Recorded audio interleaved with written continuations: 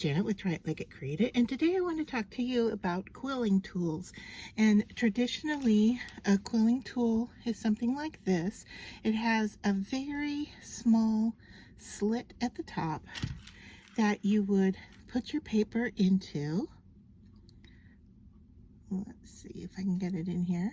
Okay, so you put your paper into the slot, and then you would roll up by hand, typically between two fingers.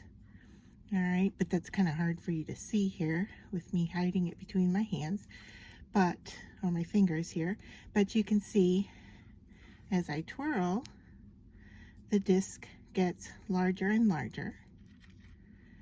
And then with a little bit of glue at the end, you will then have one piece of quilling done. So I'm just twisting this with my left hand, as I'm left-handed. And then once you have your shape, you want to close it off with just a small dab of glue here. Let me grab my glue.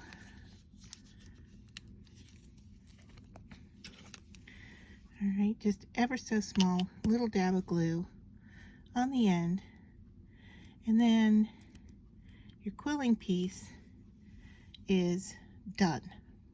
Okay, but here's a new tool, to me anyway, that I just bought off of Amazon, and this is an electric quilling tool, and I just want to show it to you from start to finish, and putting the batteries in it and so forth, because I had a little bit of trouble getting it open. So I just want to show you. It comes with two of these tips. All right, so you have two different openings here, and it looks like the height is really the difference. This one, the longer one, is open a little bit more than the other one. And if we compare, I guess these two would be the most similar to each other. And then you've got a smaller one that typical sized paper will fit into just fine. Now, my tool came all put together, okay? It was like so, with this in place, and no instructions on how to open it. So I wanted to show you that because we have to put batteries in. It takes two AAA batteries. Okay, so the first thing was to pull this tip out. Mine was very, very tight, and so it was difficult to do. And then this white piece turns and slides off. Although there's no screwing mechanism to it, it pulls off. And like I said, it felt like it was very difficult to open up, and it felt like I was actually breaking it. So I wanted to share that with you. And then it says here to twist it open and to open up here. So what we want to do is pull that apart, and once again you can see that that was a little bit difficult, and it looks like I have some manufacturing glue hair or something in here, and that's the chamber where the AAA batteries go. All right, so I'm going to place my batteries in. All right, and then snap all of this back together. Ooh, I actually pushed the button and it started twisting, kind of scared me. All right, and then the white piece goes on top, and then this snaps into place. Just give it a good push, and then you're ready to go. And I put the smaller one on. I think I want the larger one just for comparison, since it was similar to the other one. And then I'm going to feed this piece into here, and once again I'm going to hold it with my fingers, so it's kind of hard for you to see what's going on there, and I am going to push the button. All right, and you can hold it down close to the end here. I'm going to try to do that with my fingernail in place so you can see. Ooh, that's not going to work. I was trying to do it so you could actually see what my fingers were doing, and it started to wind up on top, so that's not going to work. All right, so I'm going to have to hide this in my fingers here.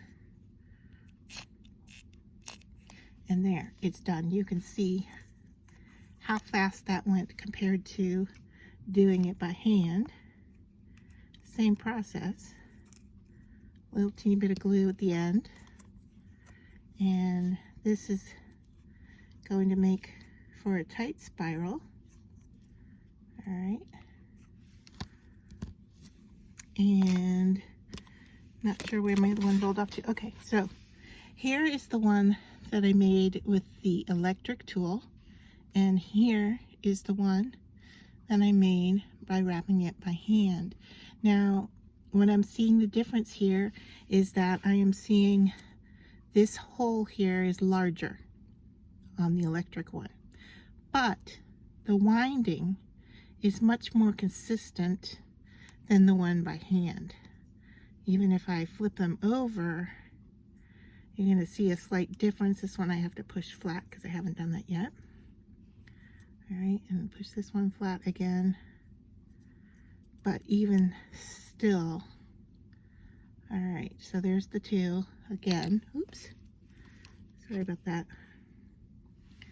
There's the two, this one by the machine and this one by hand. And you saw that it was just so much quicker to use this one electric by doing it by machine than by hand, and it is more consistent in its spiral and looking more professional on both sides. So just wanted to share that with you, and I will put a link in the description box for where to purchase this on Amazon. I hope you enjoyed seeing that, and I would love to know what you think about the tools, and if you do quilling, or if you've ever tried quilling, or if you would just like to try quilling. I highly recommend this to be very helpful and useful.